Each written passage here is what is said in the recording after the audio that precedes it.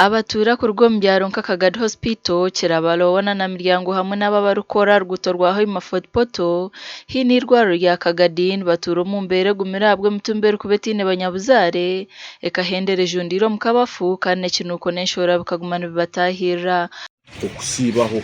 obumu nikijuliza n'okwenda tukinge turuge hano tutahe baitu kandi tuwakinga bokuba nizentahe zaitu twini so tukusaba mtu yambe kakuba omurambo guhikiye ebiro bisatu abakama bago batazokero be wiki na muno mune ebiro bisatu please do the need yambe kafoka mirambo hanuna bakama baite bagitwara tunukirwe mirambo buli kilo hatu ino murambo musajja atayiro pikipiki kiyenziki umurambo bakaguleta hanuna na gunugujwa umurambo kafoka murambo saba government mutuyamba aba kwikara mu mochale tiba kutuyamba mirambo ekwika nokujunda nenuka nehuwera nokwera nenswera niziruga mu mochale nizija byokulya by'abantu habo murambo habo mirambo ekubere meiraho ebuzirwe bakama bayi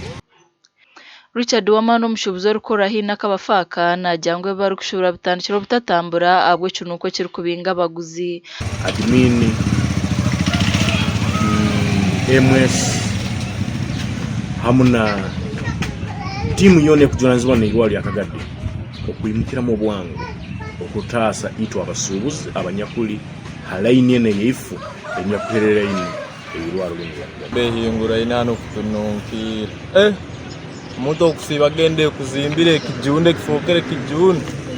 noko atujya kulinda turwale mutiyame muje muzike mirambo yanyu hano wewe mirambo ehingura ine RDC wa district ya Kagadi Caroline Nshemeza na jangu na wabire yatunjiro kumanyisibwa ahanshongeji nko kuraka kuragira bebembezi ba town council kureba ko barazike mtumbeji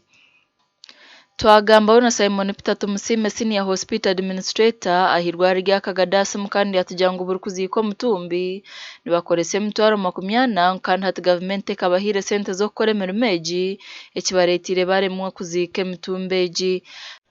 omurambo gwe must assure you bule murambo tuguzikire mitwara ana currently extwini na 10 government hasn't released the money then ikindi tukaba tubalize nakao nitwenda sub county chiefs hali gurugira abakoiti we are responsible for bodies that are paid in hospital bataine ba relative to bury. Those are the bodies we are supposed to bury. Then the bodies which come from brought in by police from other places kila sao was supposed to kuzika nabo tibaine ne 10 but what we have done the accountant is going to borrow some money kumazire mwe bironka bibi amakuru agasha kwa Thomas tumwebaze